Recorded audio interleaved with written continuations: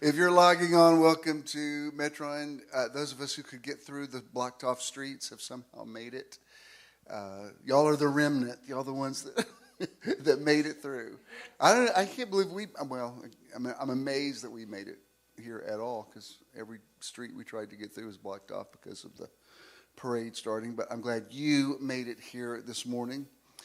Spirit of God, we enter into an awareness of being in your presence. We're always in the presence of God, but on days like today, we're even more aware. We're more cognizant of the fact that God is real, God is omnipresent, God is an ever-present help in time of need. And so we thank you for this opportunity. Like David said, we were glad when they said, let's get together. Let's go into wherever we are that becomes the house of the Lord, whether it's a church or a theater or two or more gathered together in his name. That's where there is a manifestation of the Christ, and it's on that rock that the church is built. So we're building that today. We're here today in one mind and one accord. We thank you for it. Just please remain standing, and we'll do the Lord's Prayer. If you will, our Father who art in heaven, presence of divine love and light that lives within us and within all of life, hallowed be thy name. We invoke the powerful creative nature of all that is sacred and holy. Thy kingdom come. We embrace the healing essence that is the kingdom of heaven within us. Thy will be done. We accept our greatest good as we align with our divine nature. On earth as it is in heaven, knowing that the affairs of our lives reflect our evolving consciousness. Give us this day our daily bread. Each day we receive great blessings from within and throughout all the activities of our lives. And forgive us our trespasses as we forgive those who trespass against us. We accept the divine nature of all things and all people, including ourselves, as we move away from judgment and toward greater awareness of divine presence. And lead us not into temptation. We shall be vigilant in expressing and experiencing the oneness with all life. But deliver us from evil as we are learning to live without fault-finding and suffering. For thine is the kingdom and the power and the glory forever and ever. For we accept the consciousness of divine perfection with all its power and glory right here, right now, and forever. Amen. And so it is. Tell the person next to you, I know you're glad to be sitting next to me. You're welcome. And then you may be seated. Before we get started today, I want to acknowledge what's happening in the world right now. I don't post about things like the war with Israel and Hamas just because you end up arguing with people who don't really know what they're talking about, and you spiral downward into conversations that don't accomplish much. But for me personally, do I think this is the end of the world? No, I don't.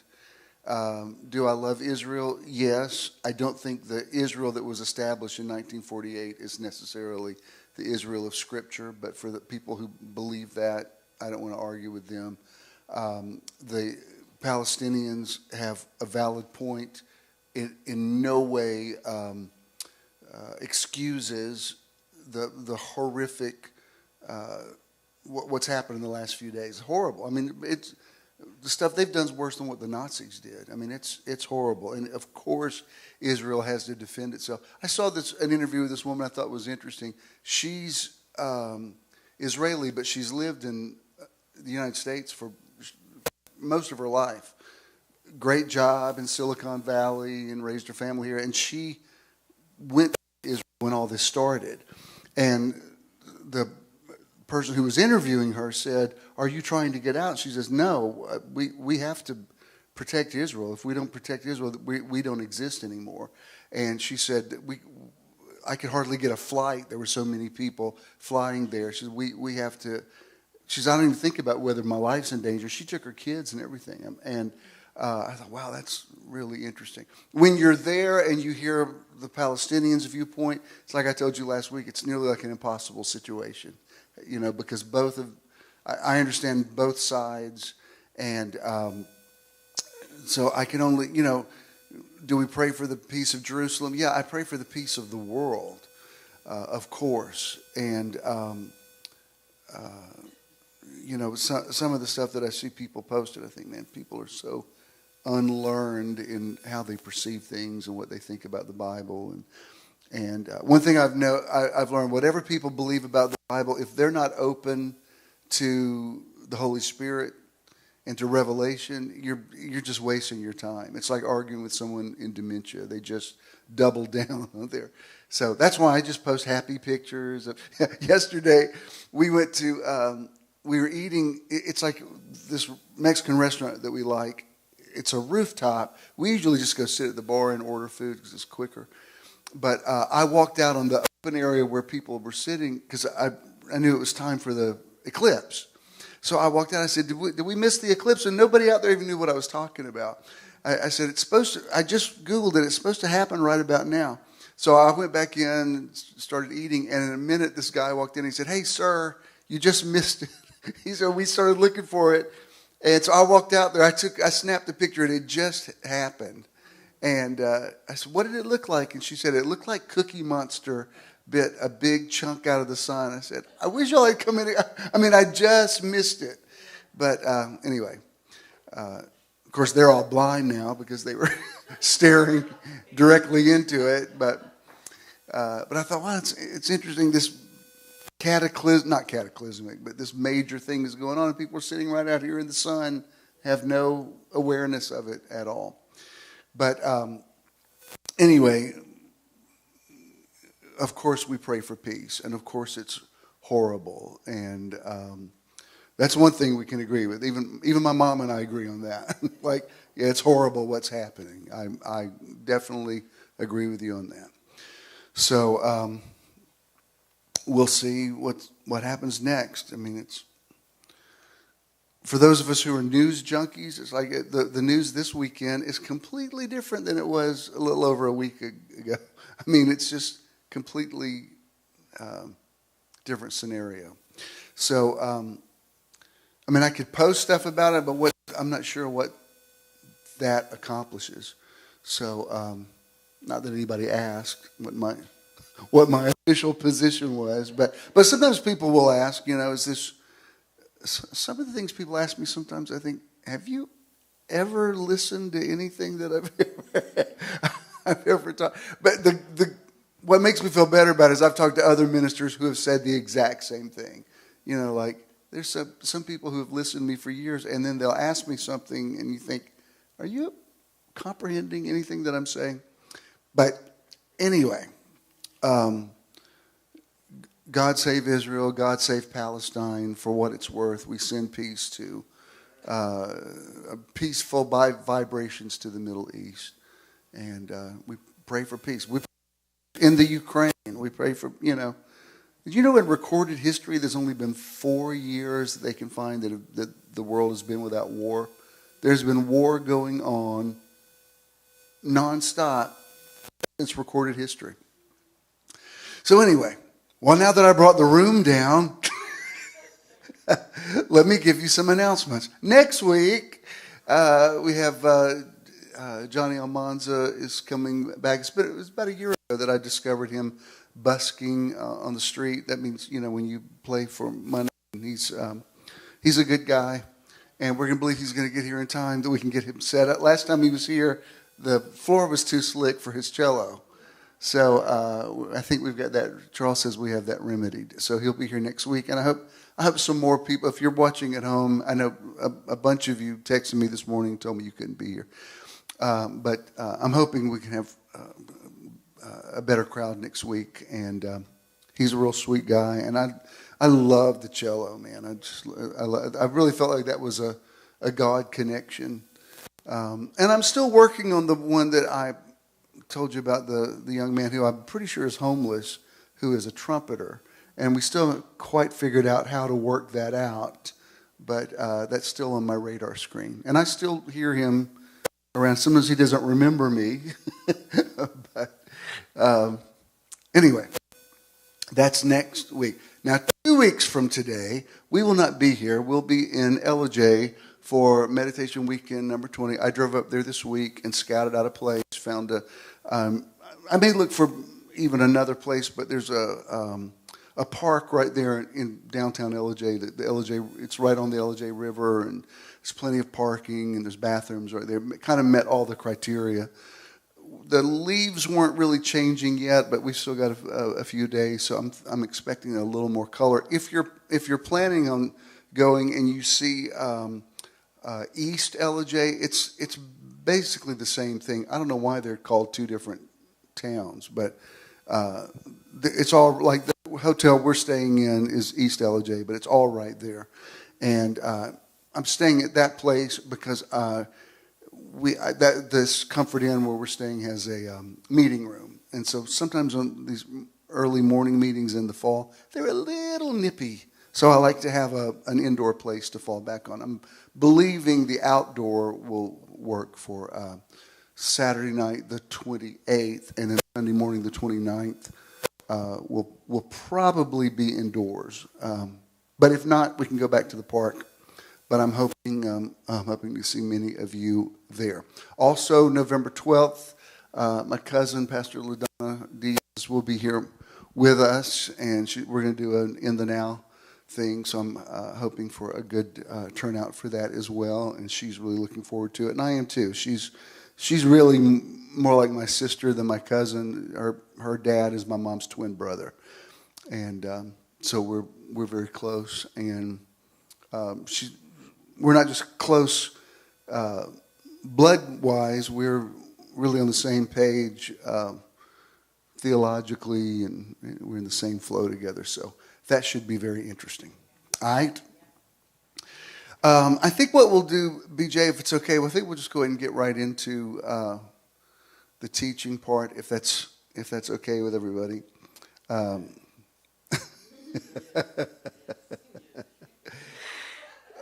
And again, BJ, thank you for your versatility. Everybody tell BJ how much we appreciate his versatility. And Michelle as well. When Charles wasn't here a few days ago, I didn't even know Charles wasn't going to be here. And Michelle messaged me. She said, just so you know, I've got meditation music I can play. And I'm like, I didn't know she was... Well, I appreciate that, but I didn't even know why she was telling me that. I was like, okay, thanks.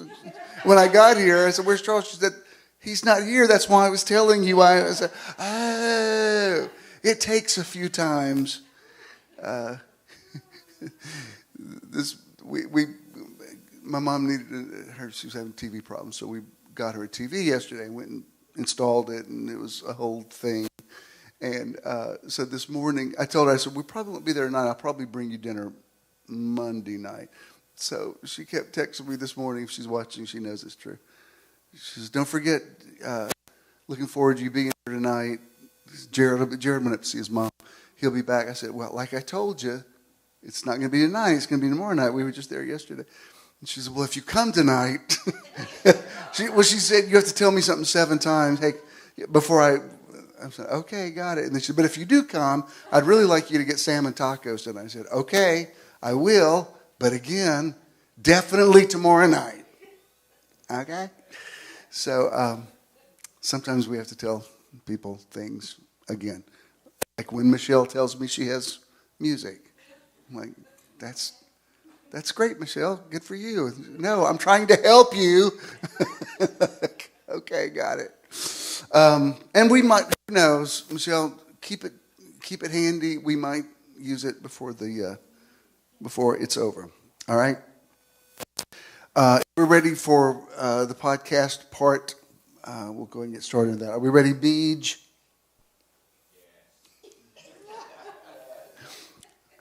Welcome to the Metron Live podcast, coming to you from the beautiful Kirkwood neighborhood, Midtown adjacent. Metron people, would you tell the podcast people we're glad to have them listening? Hello, welcome. And we thank BJ for standing in for Charles today, who is, he has many irons in the fire, and he's dealing with one of them today. And our amazingly versatile and adept tech team can handle whatever. One of these days, maybe I won't even show up. Michelle, just be prepared. You might even have to teach. You're going to have to go up and down a lot, because when it's your next point, you have to go up there and hit the thing and come back down for your point. But you never know. The Bible says, be instant in season. So anyway, we speak in this atmosphere and we say, let there be light. I'm not doing a series this month because we're going a lot, and I'll probably do another one next month. But I do have a word for you today, and the title is The Flow of Life, Attracting and Manifesting. I've talked about both of these ideas before, but let me tell you why I want to revisit this. When we talk about how things happen and why things happen to us, I don't think we're creating everything in our reality, but we're creating a lot of it. Our reality is coexisting with the reality of everybody else who's in our life and who's in the world. So it takes on a lot of different action, reaction sort of thing. But when we talk about law of attraction, we're talking about the things that are outside of us that we bring to ourselves. And I can support that with scriptures. Faith comes by hearing, hearing by the word. He does exceeding abundantly above all you can ask or think, according to the power that works in you. First time I heard about law of attraction, I thought, oh, well, that's deep calling into deep. I mean, I understand that concept. So there's a lot of things that are in the atmosphere around us that because we're magnetized, we bring them into our consciousness. There's other things, however, that come out of us. I'm going to show you a scripture here about Jesus talking about what the fruit that comes out of a fruit tree. Am I having some battery issues? Do you have any more up there? I don't know is it me or am I? Wellington is going to the rescue like a superhero. He's anyway. So which is it? Are we attracting things or are we manifesting things? And the answer is yes. It's a flow. Much of what you end up manifesting is the product of what you have attracted. And what you attract it's like cause and effect. A lot of times the things that you attract are the result of what you're manifesting. Are we just switching out mics? All right. Thank you. All right. Hello. There we are, much better. Come in. We have refugees from the Dominican Republic who have just welcome to our country. All right. So which is it? The flow. It's kind of like inhaling and exhaling. It's both. It's oxygen and carbon dioxide. Again, are we making everything happen in our life? There's no way I'm going to say that those people in Israel attracted that to themselves. What I'm talking about is just the day in, day out reality that you're creating on a continuum. Are you making it happen? Is the tail wagging the dog, or are you responding to it?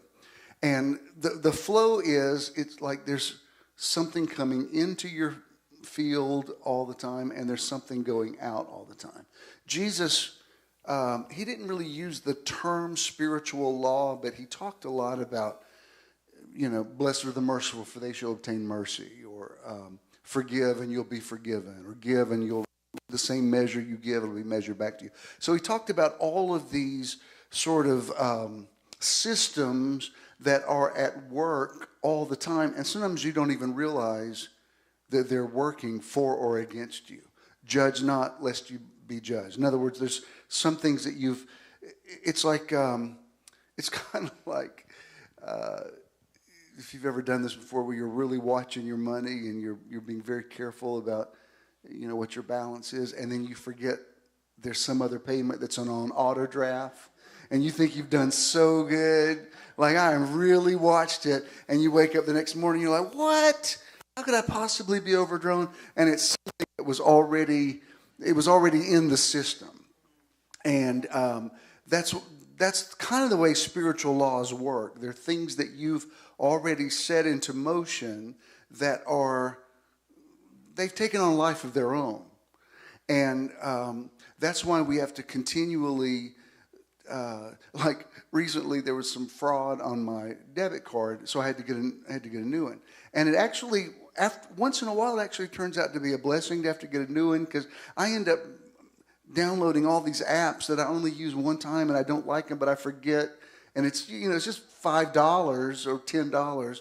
But if you got a few of them, they add up and you don't even notice. And so for the last few weeks, I've gotten, we tried to draft your account. And I thought, good, I'm glad you couldn't, because I totally forgot. I never even used that thing. It was like I saw some AI thing, and I thought that was funny, and then never used it. And then it goes on drafting. If you don't take care of it, it'll draft indefinitely till you don't have any money. Long after you're dead, it'll still be taking money out. So that's kind of the way spiritual laws work. They're things that you've put into motion that really only you can go into your settings, if you will, and delete certain things to decide, I'm in a zone of attracting and manifesting some things that I don't like, and only I can change them, okay? So the first scripture, I'm actually using a lot of scripture today, and the first one, this is Luke 6:45, and this is in the Voice, okay, the Voice translation. And Jesus says, a person full of goodness in his heart produces good things. A person with an evil reservoir in his heart pours out evil things. The heart overflows in the words a person speaks. Your words reveal what's within your heart. That's why, have you ever had somebody say something to you and you can't really put your finger on, it's not so much the actual words they said, it was the vibration that was on the words, and it just left you feeling weird or darkened or something, and you think, I can't quite put my finger on it, but there's something about when they spoke to me, I don't like the way it made me feel. And I think when that happens, especially on a continuum, you really need to pay attention to that, because sometimes it's not the actual words themselves. That's easy. It's like, I'm sure if you've ever dealt with racism or homophobia, sometimes somebody can say something, it's not specifically racist, but there's something about the vibe on it. You've been around the block enough to know, like, I don't know quite how to define it, but what you said made me feel there was something not kosher in that. And this is where in the King James he says, out of the abundance of the heart the mouth speaks. And he's really talking about vibrations, which is, it's your words constantly that are attracting certain things to you. I mean, I could do and have done for years teachings on the power of words, just out of the book of Proverbs alone. By you're snared with the words of your mouth, or death and life are in the power of the tongue, or a man's belly will be satisfied with the fruit of his mouth. So a lot of, on the surface level, a lot of what's coming into your life, it's just the words that you're speaking. Let me show you a part of the same passage. This is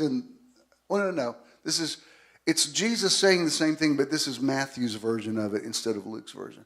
This is Matthew 12, this is verse 35 through 37 in the Message. He says, it's your heart, not the dictionary, that gives meaning to your words. A good person produces good deeds and words season after season. An evil person is a blight on the orchard. Let me tell you something. Every one of these careless words is going to come back to haunt you. There will be a time of reckoning. Now, in the King James, it says on the day of judgment. When he talks about the day of judgment, he's speaking of not a specific day. He's talking about, you know when the day of judgment is? Every day of your life. Every day of your life is passing judgment on the things that you've said, you've put into motion. So he says, there will be a time of reckoning. Words are powerful. Take them seriously. Words can be your salvation. words can also be your damnation. He's not talking about going to a place called hell. He's just saying you're going to be, in the King James, he says you'll be, by your words you're condemned, by your words you're justified. You think about Jesus talking to the Syrophoenician woman, and he says, for this saying, your daughter is made well. That's why if you've ever been in not necessarily a war of words, but I've noticed especially when you're communicating with people over email and text, sometimes people don't understand exactly what your meaning is on something. I don't know if this has ever happened to you before, but I've gotten into some conversations, texting conversations before that kind of didn't go well, and the person, I could tell they're misunderstanding what I'm saying because we're not making eye contact. We're not really communicating. I'm just reading these words, and sometimes, somebody triggers you, and before you know it, you've popped off. You got something going on. You think, why are we? I'm not even mad at this person. How did this spiral downward? And it's because you're not really communicating. You're just throwing words back and forth at each other, and sometimes you end up saying things that you don't even mean. It's just they angered you, and you angered them, and so you're having this conversation. This is really not even about either of you. It's about, or at least your relationship. It's about things that happened years ago.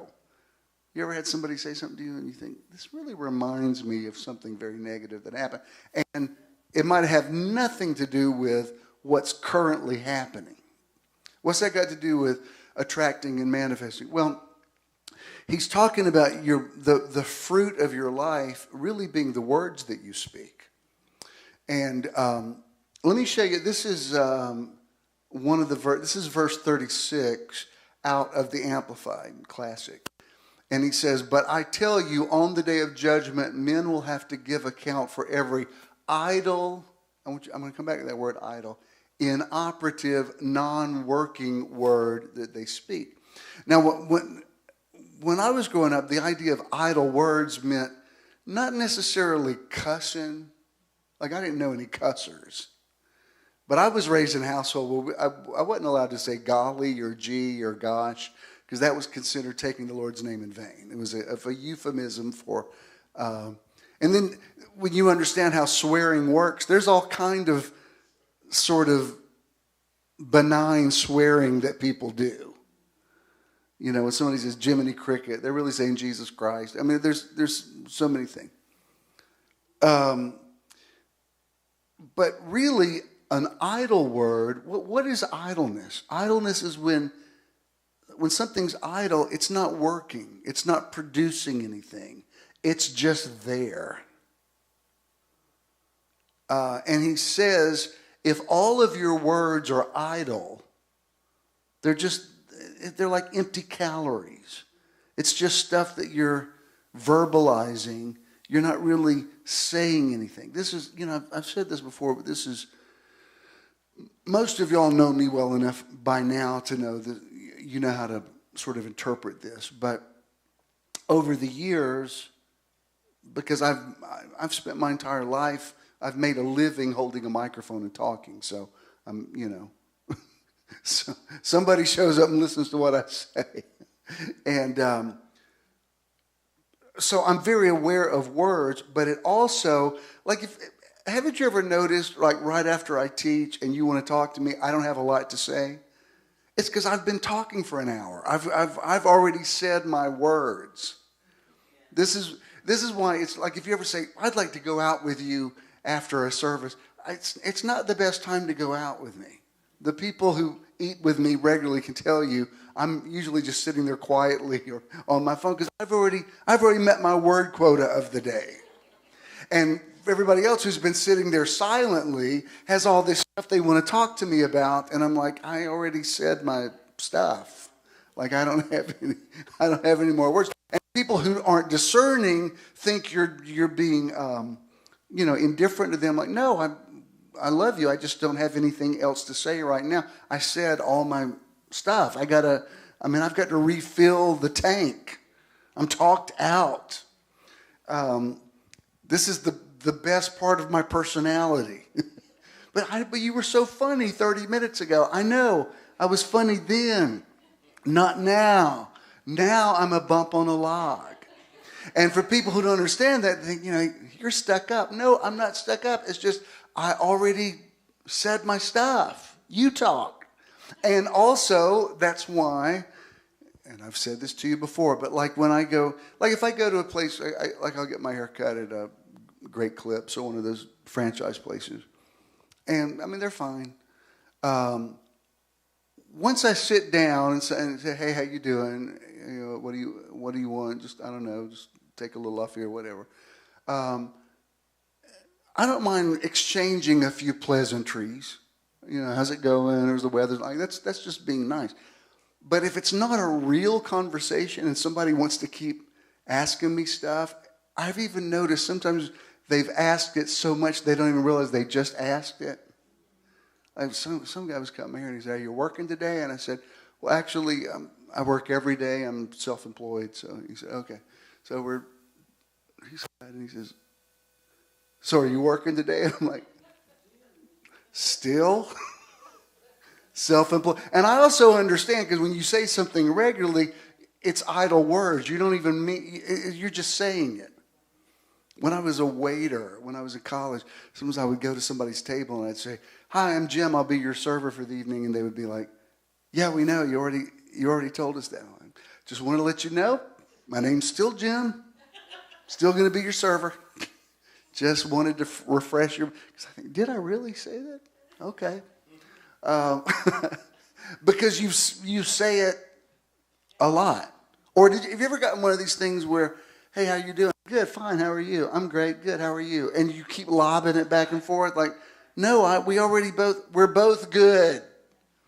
And that's why if it's a legit conversation, I could talk to you for hours. If we're just saying words to each other, I just want to say, and I don't ever say it because it makes you sound like a jerk, but I want to say, look, I'm paying you for a service. We don't have to. I mean, I know you talk to people all day long. I'm happy just to sit here for a few minutes and let you do your thing. And we don't have to talk. If we become friends and we got something to really talk about, sure, I'll talk. But you're just saying, like I told you, the last car I bought or the car before, when I was in the finance part, when the guy's doing the thing, he's just asking me questions like, if you ever took a Dale Carnegie course, you can kind of tell when somebody's just doing those things. And so he's typing, he says, "So do you have any hobbies?" Oh, God, it's my least favorite question, because I know you don't really care. First of all, no, I really don't. And B, you care. You read in a book or somebody in a sales training thing said that's a good conversation opener. It's not a good one for me, because the hobbies I have you probably wouldn't be interested in. And I don't know if I could explain it to you anyway. It's hard for me to explain a lot of things about my life. Somebody says, "What do you do for a living?" I think, how do I explain this? Because if I say pastor, you're going to have a certain mindset, and we're going to end up having some conversation about Billy Graham or something. You're going to pull out your halo and try to say something spiritual, and I think, what do I say? That's why I end up usually making a joke. Somebody says, "What do you do?" I say, "Well, bring world peace and heal cancer and end world hunger." And people are like, "Oh, wow, that's good." But the point is, you end up in a day just exchanging a lot of idle words. Now, that being said, there's a woman who works at they used to call it Murder Kroger. I hate they call it Murder Kroger. It's Beltline Kroger, but somebody apparently was killed there years ago, and they can't let it go. But I was at Murder Kroger the other day, and they've got it's not Subway sandwiches, but it's that kind of thing. They can make a fresh sandwich. And the lady behind just had such a genuine, very positive vibe. We weren't having a conversation. Just the way she was interacting with me, I could feel this really positive energy coming from her. And I said, man, I just want to tell you, whatever is going on inside of you, it's really positive. She said, what do you mean? I said, I don't know. I can just tell it's good talk. You know, I know I'm just telling you I would like some hot mustard on that. I mean, that's the words we're saying.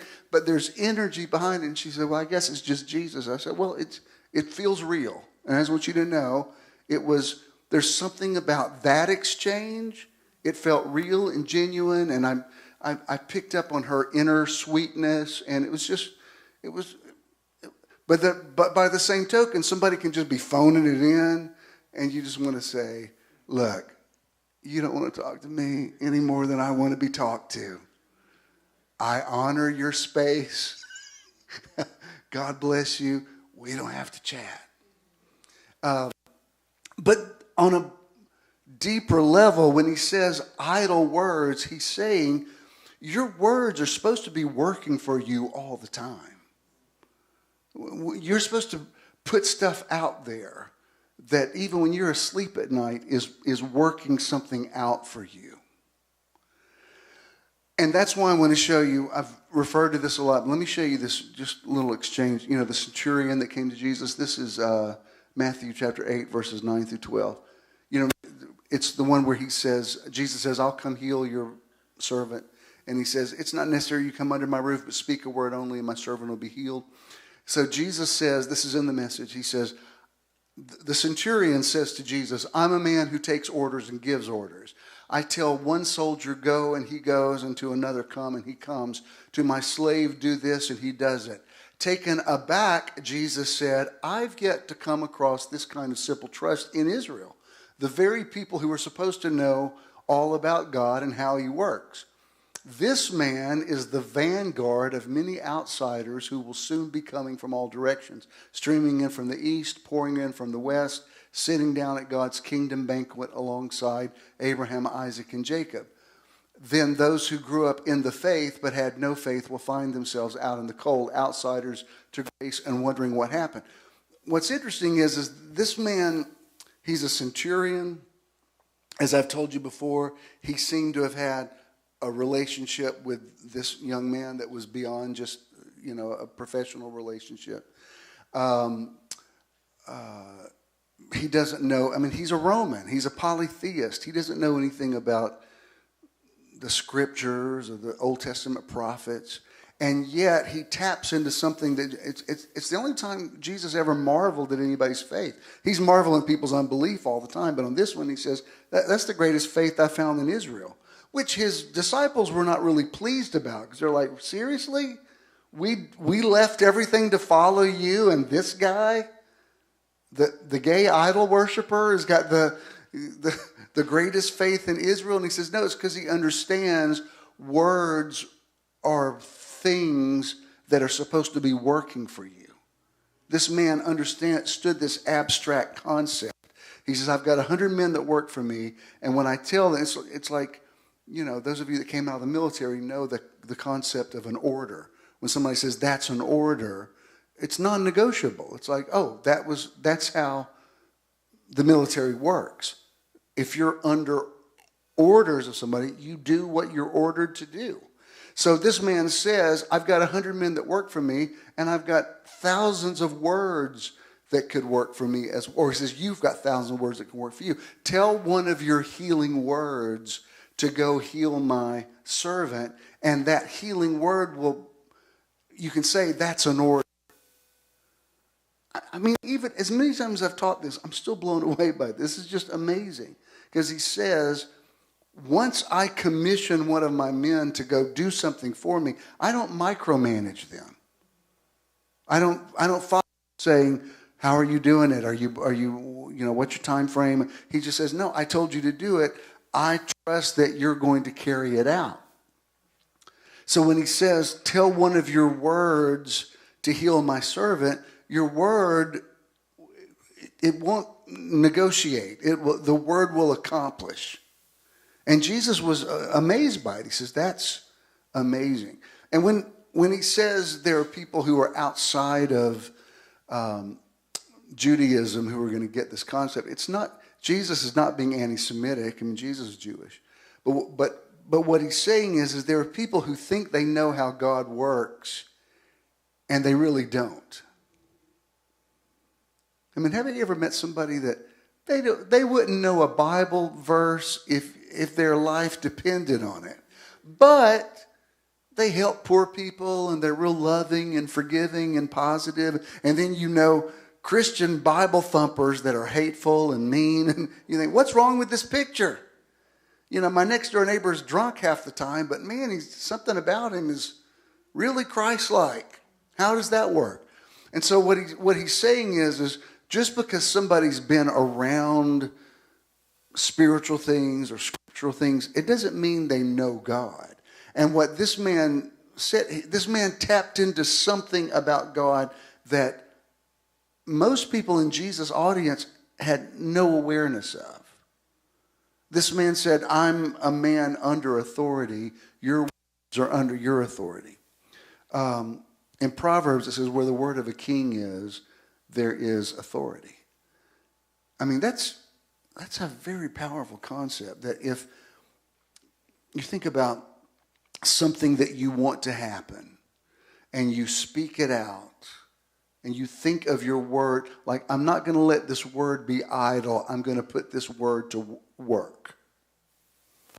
I learned as a kid not to ever tell my parents that I was bored,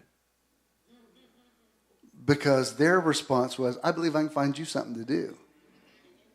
So if they ever ask, what are you doing? I'm like, I'm good. I'm perfectly happy with what I'm doing right now. Definitely not bored. I think because there's such an urban legend about only children being spoiled, that my parents, I think, went the extra mile to make sure that I wasn't. I had a list of chores that had to be done.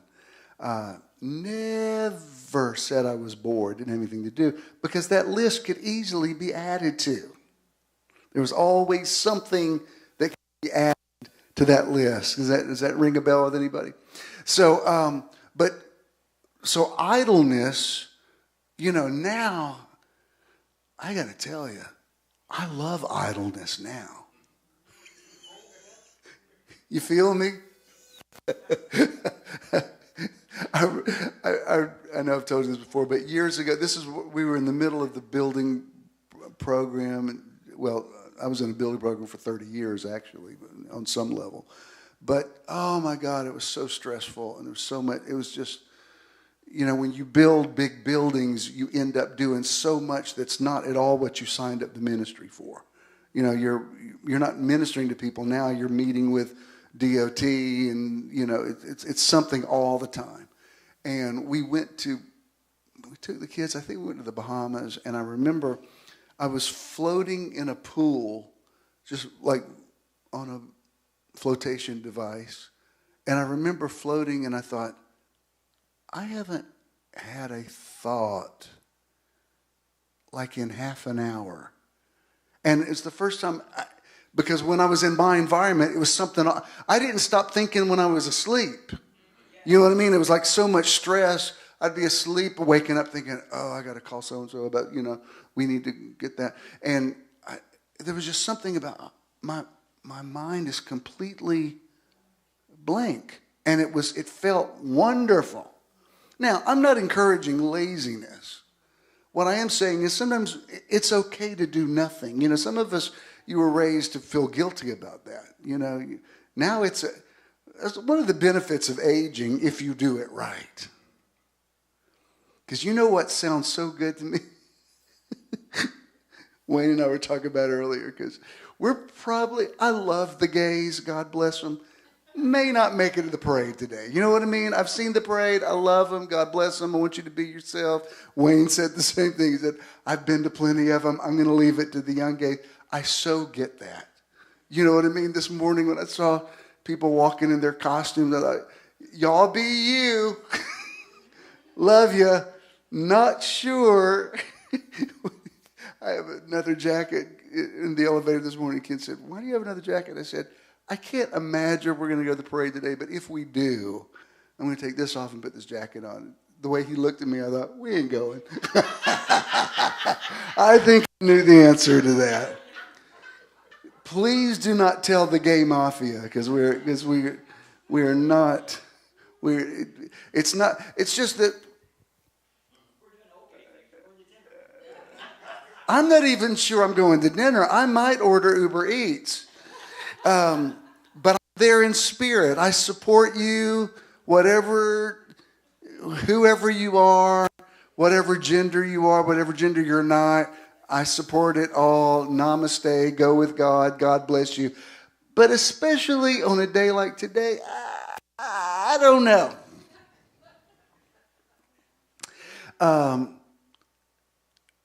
There was a time having to take a Sunday nap was like a sentence. I don't want to lay down. Now, there's nothing better. Now, what's that got to do with this? Well, idleness is okay, especially after you've worked hard and you're slowing down. You shouldn't feel guilty about that. That being said, you still need to make your words work for you.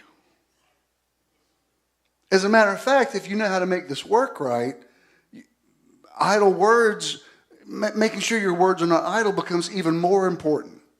Because now you can just put it out there. I send out all this good stuff. I'm about to nap in my recliner.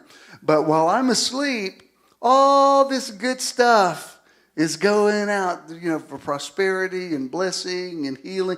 All these words are going to be out working for me. My words are not idle. I may be a little idle, but my words are out there working for me. And that's the great thing about, he sent his word and healed them. Jesus only did physical ministry for 36 months. I mean, I love him and all, but I've been doing it for over 50 years. I'm like, Jesus, he says, it's necessary that I go away. Learn something from Jesus. When Jesus said, it is finished, meaning, I showed y'all how to do it. Here's the Holy Spirit. Bye-bye. And there's something kind of important about that. Learn how to put something out there that's working for you. Don't snare yourself with your words. Don't say a bunch of negative crap and then fall asleep and you wake up and the whole world's falling apart. You need to make them work and say positive things to people and make sure that, the people in your life know that they're appreciated. All those things are valid. Words of appreciation should never be idle. I posted this, my friend Howie's birthday was, we're the same age. I'm 6 months older than him. And so I wrote him a thing. I said, I can't believe how are we both 65 years old? Because, it feels like it's 1976 and we just met. But when I wrote this to him, I said, a few months ago, when I got the diagnosis about my heart, and Dr. Sheila, I'm going to tell you, when she heard it, the first thing out of her mouth, she didn't even say hello. She said, this is not a sickness unto death. I have heard, those words have echoed in many times. I thought, no, Dr. Sheila says it's not a sickness unto death. I'm going to be okay. But when I called Howie to tell him, I said, I'm not alarming you. I just want to tell you about this thing that the doctor said. And he got kind of emotional and he said, I believe you're going to pull through. He said, but if you don't, God forbid, he said, I have no regrets in our relationship. I will never, he said, something could happen to me. He's on cruise ships half the time. He said, something could happen to me. He said, I left nothing unsaid with you. You knew, I have known for years how much, I think you're the most talented, his whole thing. And he said, I would miss you, but I wouldn't regret anything because I've left nothing unsaid. And I thought that's really important. That's why if when they say give somebody flowers while they live, because sometimes, you don't know if it's going to be the last time you see somebody.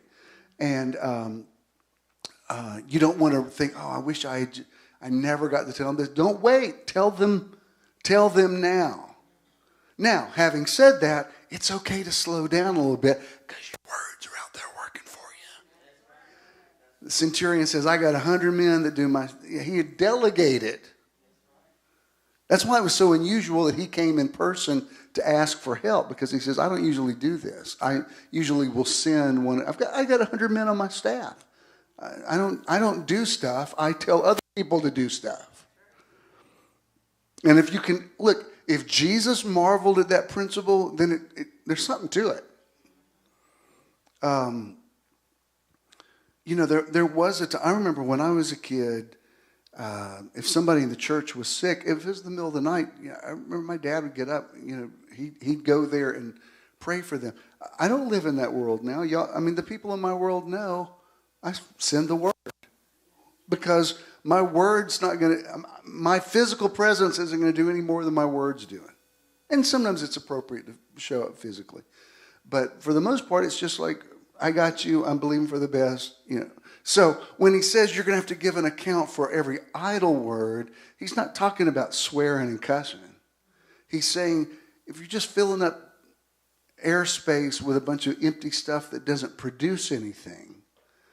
I've gotten to where this kind of sounds, well, I don't think it'll sound silly to you, but I have, there's certain meds I have to take every morning. And there's a little thing I say with each one of them that has to do with my own health. Like, I'm taking this because this is getting better, and because this is getting stronger, and because of the, now every time I go check my mailbox, I'm like, I'll say, I'm going to go see if there's a $10,000 check in my mailbox. And one of these days, there will be. And it makes the trip down the elevator a lot more exciting. Like, today could be the day. I've said it enough that at some point, it's probably going to happen. So that's how you get stuff done. You're sending the words out to work for you. All right. Let me show you this. This is this quote by John Assaraf. It says, most people are thinking about what they don't want, and they're wondering why it shows up over and over again. Now, I've taught this before, but I want to remind you of this. If you're constantly praying about getting out of debt, if you're constantly praying about your money situation, your finances, sometimes your preoccupation with it actually becomes counterproductive. Because the way the law of attraction people explain it is the universe doesn't make a judgment on what you're thinking about it, just that you're thinking about it. So if you're constantly thinking, money, I gotta fix this money situation, it actually can work against you. That's why even when you pray, you have to learn to believe you receive when you pray. Like, let me pray and stop obsessing over it, because the constant thinking about it is just exacerbating the situation. It's just making it worse. Once you've said your thing, it's totally appropriate to let somebody know what's going on with you. But once you've let them know, you don't have to keep reminding them of it. They're aware. Certain people in my life that I talk to about certain things, and sometimes they'll check up on me like, are you okay? And I'll say, you know what? Not really, but there's no point in talking about it, because you know what the deal is, and I've already told you this, and it's just something I'm dealing with, and I'll get through it, and it'll be fine, and, I prophesy my own resurrection, and blah, blah, blah. There's no point in telling you again. I know you love me enough that you would patiently sit through hearing it again, but there's no new information. It's just that, anybody know what I'm talking about? You got a situation, a family member, or something. It's like, there's no point. Yeah, there's no visible signs of improvement, but just talking about it one more time is not even going to be cathartic for me at this point. You can say enough about a situation where you're just like, I don't even want to talk about this anymore. I'm believing, I'm hoping it against hope. It's going to get better. But what else can I say that hadn't already been said? If anything, I need to change the energy on this and call those things which are not as though they are. Sometimes you need to The scripture talks about familiar spirits. You nearly have to do the unfamiliar before you just fall back into the rotation cycle of, a bad thing happens, so I talk about it, and it makes a bad thing happen. So I talk about it, which makes a bad thing happen. Some people don't even realize they're on that hamster wheel. They're just doing it over and over again. So sometimes you have to cut through it and go, no, it's not all good. I don't think Michelle will mind this, but, her brother's, her only sibling, his memorial service was last week. So I asked her, I said, hey, I'm just checking up. Are you doing okay? And she said, do you mind me saying this, Michelle? She said, I'm in the heart of the earth. And I knew exactly what she meant. There's no point in, I said, grief is a process. It takes a while. I said, where I am if you need to talk. But she was basically saying, thanks for asking. There's nothing to talk about. Yes. Am I okay? No, I'm not. Can I say something that a lot of ministers won't tell you? When you lose a loved one, there's a part of you that's never going to be fully okay again. You're going to have to learn to get used to that. Is that okay to say? When people say, well, you're going to get over it. No, you're not. You're not going to get over it. You're going to miss Leona every day of your life. You have to learn how to figure out, how do I live with this? Even if your life moves on. I remember there was a Designing Women episode years ago that made an impression on me. You remember the Charlene Stillfield character? She was in a relationship with a guy who was a widower. His wife had died of cancer. And so when they developed a relationship, he started acting really kind of weird. And come to find out, it's because he felt guilty. He said, I feel like I'm cheating on my wife, even though she died. I feel like I'm cheating on my wife in this relationship with you. And the Julia Sugarbaker character goes to meet with him. And she says, what was your wife's name? And her name was Nancy. And she says, well, I know Charlene better than anybody. She said, she's got the biggest heart of anybody I've ever met. And there is room in her heart for you and your Nancy. And I thought, that's very good writing, because that's the way it works. You don't just forget somebody. You don't just, even if your life moves on, your previous relationships still have to be respected and honored. And Ken's son's getting married next weekend, and his ex-wife will be there, and we've all been social events before. Like, of course, we're all going to be there. We all love Brandon and Kenley, and it's Kenley's family hasn't met us yet, and so that may be an adjustment for them, and we'll get through it. But we'll all be there. I remember some of y'all might have even been there when Ken's dad passed. We were at the funeral home in Eatonton. And I brought Lisa over to everybody that was there for Metron. I said, y'all, this is Nathan and Brandon's mom. Of course, that's a part of him. You don't pretend like that didn't exist. That's, and so, but because of that, there's people that that they've got an ache in their heart that they're always going to have. You're not going to counsel them out of that. And it's okay, I've been around that part of people's life so much that I usually ask people a lot of questions that some people are uncomfortable asking. When we first met, our first date, I guess you can call it a date, when you finally found my house, because he told me he was his mom's caretaker the last 5 or 6 years of her life. I asked him all kind of stuff. I even asked him, what was it like? Were you with her when she died? And what was that like? And we just met. We're both crying. He's telling me I'm crying, And some people was like, why were you talking about that? Because that's his mother, and you're telling me something very valuable about you as a person. Quite frankly, it would have been a red flag to me if he had said, yeah, she died, but I don't want to talk about that. I'd be like, that's weird. Like, why wouldn't... It's not like I want to spend the whole evening talking about it, but if you were her caretaker, that I'm actually curious about that because I have parents, and I'm curious, like, how did you do that? And you'll find that it's okay to talk to people about things that was hard for them. Sometimes you have to take your cues from them to know when they're ready to talk and not ready. That's why when she said, "I'm in the heart of the earth," I knew exactly what she meant. Because also, putting all your business out in the street, Michelle. But she said, really, I'm still emotional enough about it. If I talk about it, I'm going to cry. I said, I got it. There's no point in me going, well, what? Well, tell me more. Well, no, she already said, I'm in the heart of the earth. Okay? Like, got it. I'll wait outside the Garden of Gethsemane.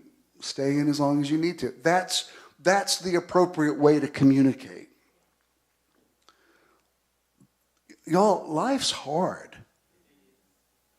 I guarantee you, every one of us in here, if we were in a long conversation, especially if we all had a glass of wine, if we really started talking, I'm sure tell you something that you're like, man, I had no idea you were dealing with that. And it might be something you've been dealing with for years.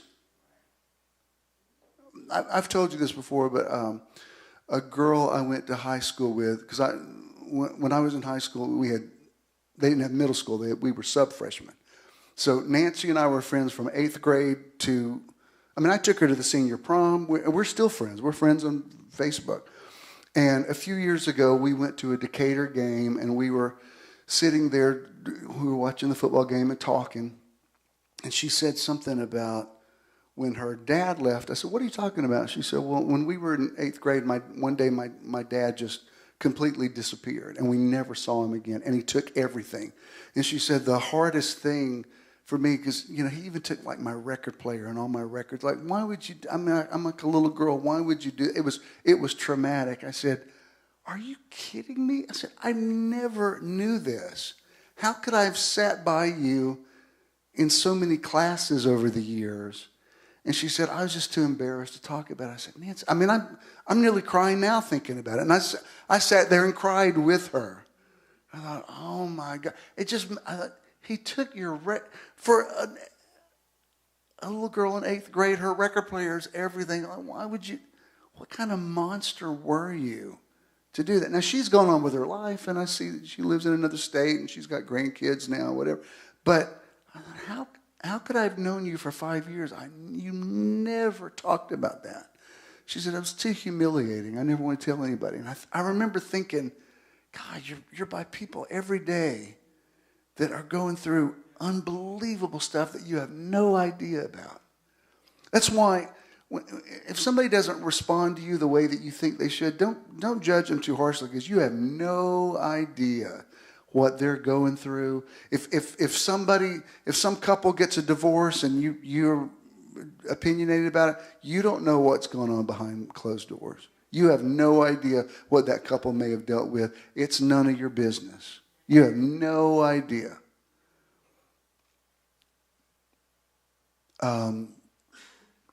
So many people, back in the day judged Princess Diana for, acting crazy, and how could you do all that? Well, when you hear the whole story, it's like, he basically said, I'm not in love with you. I'm in love with the woman he's married to now, but I have to marry a young virgin, so, this is our deal. You might not be all that happy about that either. You say she was a princess. Why was she throwing herself down a flight of stairs? You might have done that too. You don't know. Am I being too real today? Do I need to be more religious? What's that got to do with this? Well, that stuff is real, but you got to learn how to manage it. Because if you think about it and talk about it all the time, you're going to attract negative things into your life. You got to be able to talk about it if you need to, but also be able to say, I'm in the heart of the earth, I don't want to talk about it. Because it ends up being counterproductive. Do you understand? There's a line where something stops being cathartic, or when a relationship, when you're not being communicative, you're just being codependent. I have several relationships like that with people who they kind of know my whole story. Again, with my friend Howie, I mean, we've known each other since we were teenagers. He knows it all. I've told him a lot of stuff. There's a lot of stuff there's no point in me repeating. If I say, I've been thinking about a thing today that happened, but I don't even want to talk about it. Yes, I'm working through some stuff. Got it. I don't know why I'm on this point so much, but I know I know I'm in a prophetic zone today. I know somebody needs to hear this today. I'm sure somebody this afternoon will message me and say, you have no idea you were reading my mail today. Let me show you this next quote. I don't want to call her Oprah. I always feel like I want to call her the Oprah. like she's, what's the word? Not a seer, but there's a word I'm trying to think of. What's the word? Can't remember. She says, if you look at what you have in life, you'll always have more. If you look at what you don't have in life, you'll never have enough. That's a simple thing, but I know that's true. It's Jesus saying to the disciples, feed these thousands of people. And the disciples say, well, there's thousands of people here. And Jesus says, what do we have? And they said, well, I'm sure they were probably saying it sarcastically. We've got this one little boy's lunch of loaves and fish. Is that going to feed thousands of people? As a matter of fact, yes. As a matter of fact, yes. But it's because he said, what do we have? If your paycheck didn't come in on time, be grateful for all the paychecks you already have that did come on time.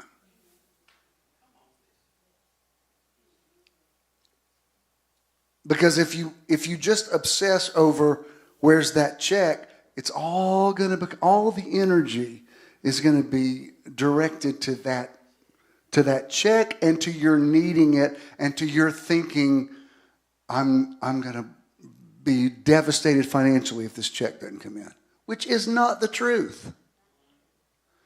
Is it an aggravation when a check doesn't come in? Yes, it's an aggravation. Is it the end of the world? No. You know what? If you're one check away from being totally destroyed financially, you might need some counseling anyway. I mean, this is the way. Let me tell you, this is the way you should be with everything. We come to attracting and manifesting. And I've used this analogy before, but let me say this again because it's an original analogy and it's brilliant. Let's say a man meets a woman in a club or somewhere. If he approaches her and says something that lets her know that he's possibly interested, if she looks at him and says, you get away from me, I don't want a man, I don't need a man, I hate men, you're wasting my time, you know what? He's probably going to leave her alone. That's one extreme. You know what the other extreme is? If he goes to that same woman and says, hey, how you doing? And she goes, oh my God, are you interested in me? Oh, thank God. Oh man, I've got a wedding dress in my car right now. Like, neither of those things are good. If she's too indifferent or if she's too needy, there's got to be a sweet spot. Do you know what I actually had? I've never said this in a teaching, but I actually had this thought this week. It kind of had it's kind of the genesis of me doing this today. Because I was thinking about how it works. How does the law of attraction work? How does faith work? And you know what occurred to me? You know how in especially in the beginning part of a relationship, there's some validity in playing hard to get. You know what that's like when you meet somebody and for the first, you don't want anybody to think you're too needy. Like sometimes I'll see somebody on Facebook, gay, straight, old, young, whatever, and somebody will post, well, it's another Friday night and I'm still alone. I don't know why I'm alone when I have so much love to give. I always want to message them and say, I don't know you, but this is why you don't have a relationship. Because there's nobody in the world who's going to look at that and go, you know what? That person needs me. And because if they do, they got issues too. The best way to get somebody interested in you is to look like you got something. You know, come on. Don't act like y'all don't know what I'm talking about. Or if, somebody texts you and you text them back too quick. Yes, I am available, 7 o'clock. Yeah, I mean, give it about 10 minutes. And I was thinking about it, I thought, that's the way it is with everything. Do you understand? It's like with your prosperity, with everything, you kind of have to play hard to get with it. Does that make sense? It's like you got to be okay with or without it.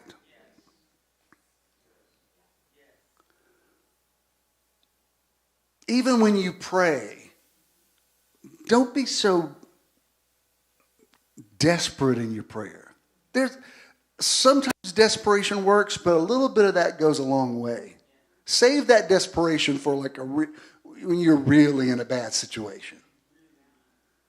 You can't spread that stuff out. Keep that in store for an emergency.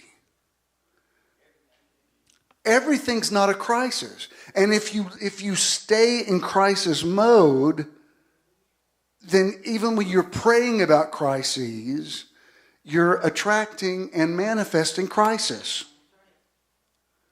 You gotta tap into that. We believe God will deliver us from this fiery furnace, but even if He doesn't, we're not going to bow to Nebuchadnezzar. You gotta keep that sense of detachment to it. Like, I'm speaking to that prosperity to manifest, but I'm also going to play a little hard to get with it. I'll get it, Not, I remember Richard Pryor used to do this. One of the few things you can quote that Richard Pryor said that was in church. But he was talking about desperation, and he said, I live in New York, and there's a homeless guy outside of my building. And he said, he doesn't just come to you and ask for money. He says, please! And he does it so loud, you just end up giving him money because it's so startling. Like, dear God, here. He said, but what happens is you end up avoiding him. Like when he said, I want to walk out of the building, I'm like, oh man, here comes that guy. I start going the other direction. And I thought that's kind of the way it works. Like desperation can work for you one time, but y'all have that friend that when you see that name come up on that caller ID, you're like, oh, I do not have time for this today. Because this ain't going to be good news. Because you know what they're going to say? Womp, womp, womp.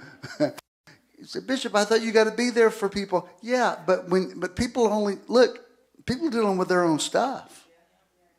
They only got so much to give other people. You know what I mean? Sometimes you're treading water yourself, saying, baby, I'd like to say you jump on my back, but I'm not that good a swimmer myself. I'm going to keep treading water, and let's believe we're both going to make it to the side, but I don't have a whole lot. I mean, even ministers, even people that you think, like, people are still human. I mean, Jesus was constantly, detaching himself for crowds and disappearing and being, putting his disciples in charge of things. Never let someone manipulate you into giving more than you can give. As I've said to you many times, Jesus said, if somebody smites you on the cheek, turn the other cheek.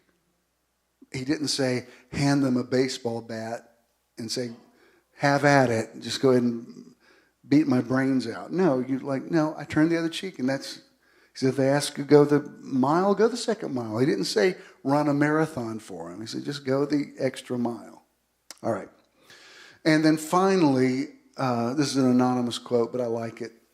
It says, what you think you create, what you feel you attract, what you imagine you become. I'm going to read that again. What you think you create, what you feel you attract, what you imagine you become. All right, how do we wrap this up?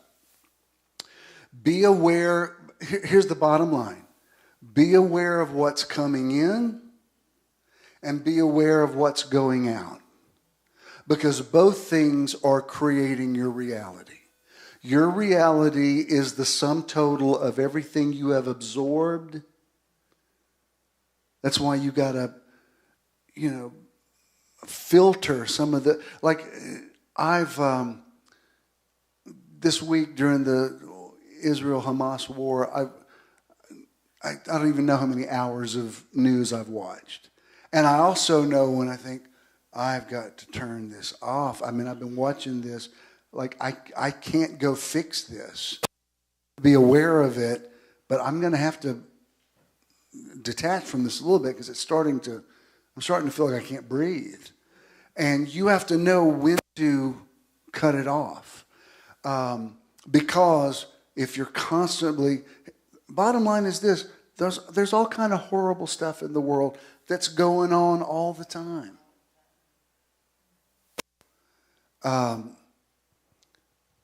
When one of those ASPCA commercials comes on, those really long commercials with the sad music, and I'm like, I've already given to the ASPCA. I can't watch this whole thing again. I mean, it's horrible. I can't save all those dogs, but I can't. And me just watching this heartbreaking commercial one more time is not gonna fix anything. Oh, was that too? Does that sound too cold? When that thing comes on, I'm like, nope. I mean, I hate that. And we've given to is it ASPCA or Humane Society? I know we've given to them. One day, we had just given to them one month, and I was up on Peachtree Street, and there was a guy raising money for him. I said, I just gave to your organization. And he said, did you really? I said, yeah. And I told him the amount we gave. I said, you should have given me a T-shirt for that. And he said, he was not expecting that because I said, no, I just gave. But just watching it one more time is just going to be oppressive. Even the people you love the most. Now I'm going to get really real. You got to keep some boundaries. You got to be there for people and also not let people suck the life force out of you. And if you let people take more than you have to give, that's on you.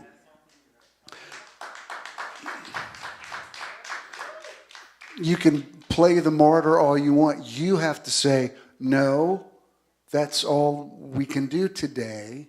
Thank you very much. Is it bad? Yeah, too bad, so sad. Life's hard. Everybody's going through something. It's like, I love that meme that says, you know who's really going through a lot right now? Everybody you see. That is true. I don't care what facade somebody's got going on. There's stuff that we've all learned. I guarantee you every one of us in here today has got something in our life, either a family situation or something that you've learned to coexist with. You know, you can still, let me say this. When y'all went on a cruise last week, was it to celebrate how perfect your life is? It was you saying, life is life. Some people got to figure stuff out. we're going on a cruise. Or am I reading it wrong? Because if you say, well, I guess they got a perfect life, I'm pretty sure you have stuff that you've learned to deal with. I know that because I've heard Sonia's talked to me about her office before. She's like, I got to go out of town or somebody's going to die. And it's not going to be me. I don't know if that was a direct quote, but it was something along those lines. She says, I need to get out of this office. It's a matter of safety. Wasn't it something like that? And so that's their safety, not hers. She was saying, so exactly. No, she's... But my point is, like you can go out to eat and celebrate, and it doesn't mean everything's perfect all the time. It means you're like, no, everybody's got to figure out their stuff. We're going to eat, and we may order dessert.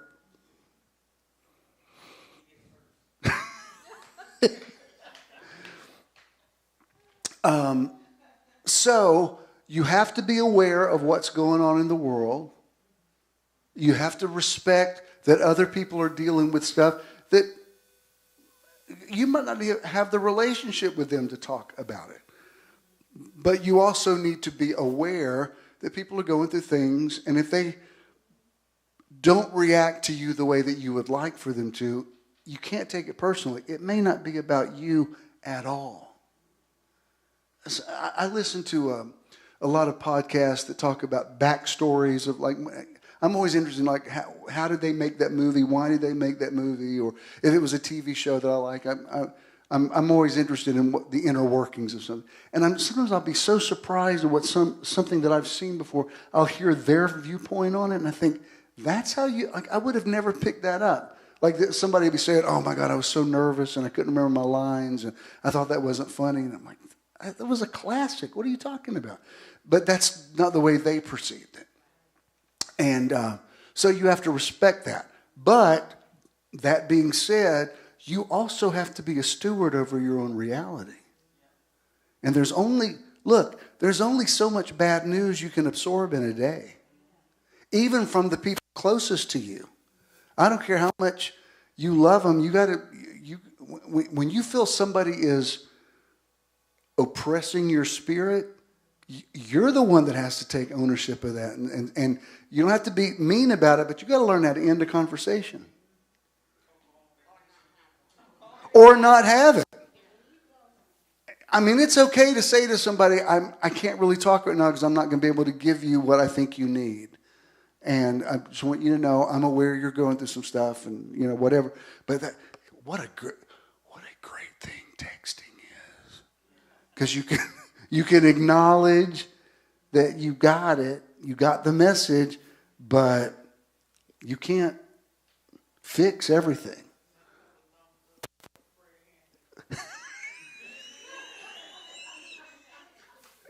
Sister, you're preaching to the choir. She said, throw some heart emojis, some praying hand emojis. And I'm not being mean about it, but that's kind of really, the emoji is saying, I'm aware you're going through some stuff. I got it. And I'm praying for you. I'm not being dismissive. Like, I got it. Pray for whatever I can add to the prayer vibe. I'm with you. But yeah, I don't think he would mind this, but Fred, he had rotator cuff surgery, and he texted me this morning. He said, I had a long night last night. We're not going to be there this morning. I thought, I'm sure you did. I just had surgery recently, and I feel you on that. I got it. Yesterday.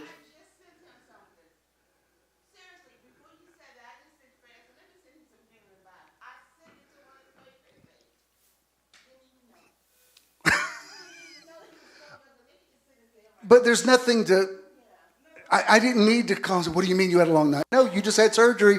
Yeah, believe me, when we took Mom's old TV down yesterday, I didn't realize how heavy it was. And when I picked it up this morning, my little shoulder's like, hey, you're not ready to pick stuff up that's heavy, that is that heavy. I said, I got it.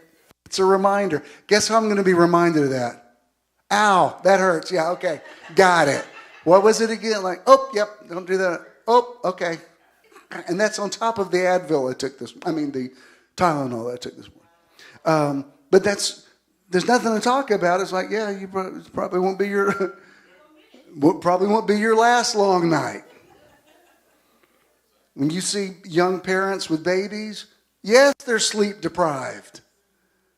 If you ever had babies, you know what that's like. Sweet Lord. What's that? Yep. Exactly. With my kids, I used to sing songs to them about how crazy I was feeling. We hadn't slept in so long. You're driving Daddy crazy. Daddy is losing his mind. It made me feel, they didn't know, but they were like, they kind of calm me down. When you used to do that, did you ever do that limbo thing where you're like, oh God, please don't let him go. You go way down and then, please let us sleep for 1 hour. It made me feel less crazy to sing crazy songs. Anyway, who's responsible for what comes in? You are. Who's responsible for what goes out? You are. And we all, according to Jesus, have to give an account for whatever words we speak that are idle. Idle words mean you're just saying a bunch of stuff that's not producing anything. And most of you know this. We all need to be reminded of it. Let's all stand. Did you get anything out of this today? All right. Well, good. Now remember, 2 weeks from today we won't be here. So if you're making long-range plans, don't forget. But we will be here next Sunday. Can we play the outro, please, Michelle? Contributing to Metron is quick and easy. You can give anytime using any smartphone. Text the amount you would like to donate to 404-620-5044. You will then receive a notification that you successfully completed your donation. You may also visit bishopthenow.com and click the support tab to give there as well. When you contribute to Metron, you're also donating to the charity or organization of the month. Thank you for your investment into Metron. If you have a check, make it to JESM. If you have cash, just pay it forward. If you haven't given to Metron recently, this would be a good time to do it. And you can go to bishopthenow.com and take care of that. Thank you for those of you who are faithful to continue that. All right? I speak a blessing over your income and your outgo. I speak a blessing over your boundaries. I speak a blessing over your Metron, that your sphere of influence is protected, that you are vigilant over what comes in and you're vigilant over what goes out. I bless your ability to attract. I bless your ability to manifest. I say that this will be a productive week for you. I speak healing to your body. Those who are not here today because of physical issues, I send healing to you. Healing is real. Healing is possible. Do not lose your vision of being made perfectly whole, perfectly well. I say that you prosper and are in health even as your soul prospers. And you wake up tomorrow saying, this is the day the Lord has enabled me to make. I will rejoice and be glad in it. God bless you. Go in peace. Love you. Thanks, BJ. Thanks, Michelle. See y'all next week.